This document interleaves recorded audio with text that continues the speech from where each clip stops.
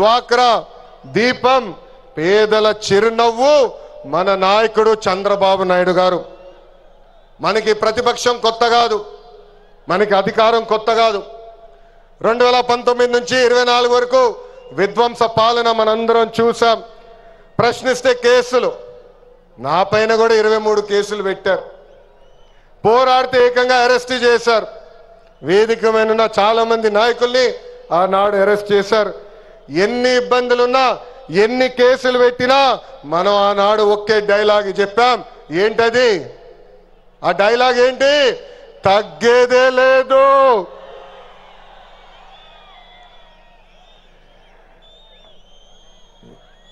మనందరం చూసాం. ప్రత్యర్థులు దాడి చేసినా, తొడగొట్టి మీసం మిలేసిన అంజిరెడ్డి తాతనే మనందరికి దమ్ము. కత్తితో దాడి చేసి తల నుండి రక్తం కారుతున్నా ఏకంగా పోలింగ్ బూత్ లో కూర్చుని చివరి ఈవీఎం సీల్ పడే వరకు పోరాడిన మన అక్క మంజుల గారే మన ధైర్యం. కత్తి మెడపై పెట్టి వాళ్ళ నాయకుడికి ఒక్కసారి జై కొట్టమంటే జై చంద్రబాబు నాయుడు, జై తెలుగుదేశం అని ప్రాణాలు కోల్పోయిన తోట చంద్రయ్య మనందరికీ స్ఫూర్తి. వేదికమైన ఉన్నారు. పార్టీ కోసం పోరాడి ఆనాటి పాలకులు వ్యతిరేకంగా మాట్లాడినందుకు ఆయన కన్ను పొడిచి కంటి చూపు పోయినా జై తెలుగుదేశం మన గాంధీ గారే ఈ రోజు మనందరి సత్తా.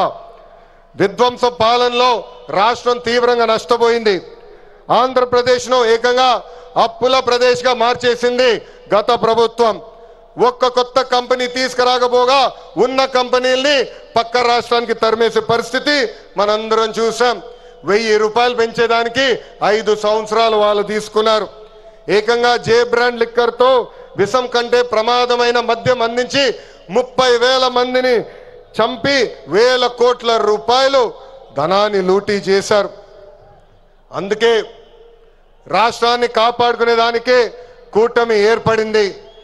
ప్రజల కోసం గౌరవ ప్రధానమంత్రి నరేంద్ర మోడీ గారు మన చంద్రన్న జనసేన అధినేత, నాకు అన్న సమానమైన పవనన్న, అందరూ అజెండాలు పక్కన పెట్టుకుని పని చేశారు. ప్రజలు మన్ని ఆశీర్వదించారు, కూటమిని ఆశీర్వదించారు. ప్రజా ప్రభుత్వం ఈరోజు ఏర్పడింది. ఎన్ని ఆర్థిక ఇబ్బందులున్నా ఇచ్చిన ప్రతి హామీ కూటమి ప్రభుత్వం నిలబెట్టుకుంటూ ముందరికెళ్తుంది. దేశంలో ఏ రాష్ట్రంలో ఇవ్వని విధంగా వృద్ధులకి 4,000 రూపాయలు, వికలాంగులకి 6,000 రూపాయలు, ఏకంగా బెడ్కి పరిమితం అవుతే 15,000 రూపాయలు ప్రతి నెల పెన్షన్ ఇచ్చి ఆదుకుంటుంది కూటమి ప్రభుత్వం. దీపం పథకం కింద ప్రతి ఏటా ఉచితంగా 3 గ్యాస్ సిలిండర్లు కూడా మన ప్రభుత్వం అందజేస్తుంది. ఇంకా అన్న క్యాంటీన్లు కూడా తిరిగి ప్రారంభించాం. ఇంకా జూన్ మాసంలోనే తల్లికి వందనం కూడా మన ప్రభుత్వం ఇవ్వబోతుంది. అన్నదాత సుఖీభవ త్వరలో అమలు చేస్తున్నాం. ఆగస్ట్ 15 నుంచి మా అక్క చెల్లెలు, పెద్దమ్మ, చిన్నమ్మలు ఆర్టీసీ బస్సులో ఉచితంగా కూడా ప్రయాణించే హక్కు మన ప్రభుత్వం కల్పించబోతుంది. ఇంకా 16,347 పోస్టులతో మెగా డిఎస్సి మనం ప్రకటించుకున్నాం.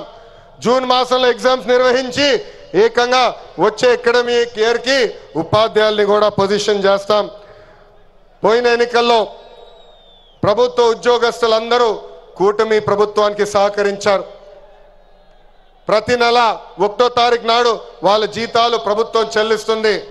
వాళ్ళకి అనేక సమస్యలు ఉన్నాయి. ఆ సమస్యలన్నీ కూడా ఒక పద్ధతి ప్రకారం కూటమి ప్రభుత్వం పరిష్కరిస్తుందని ఈ సభాముఖం వాళ్ళందరికీ తెలుపుతున్నాం. అభివృద్ధి వికేంద్రీకరణ అనేది మన ఎజెండా. మిషన్ రాయలసీమ అన్నాడు నేను ప్రకటించా. ఆ మిషన్ రాయలసీమ అమలు చేసడానికి ఈరోజు మన ప్రభుత్వం పనిచేస్తుంది. రాయలసీమను ఒక ఆటోమోటివ్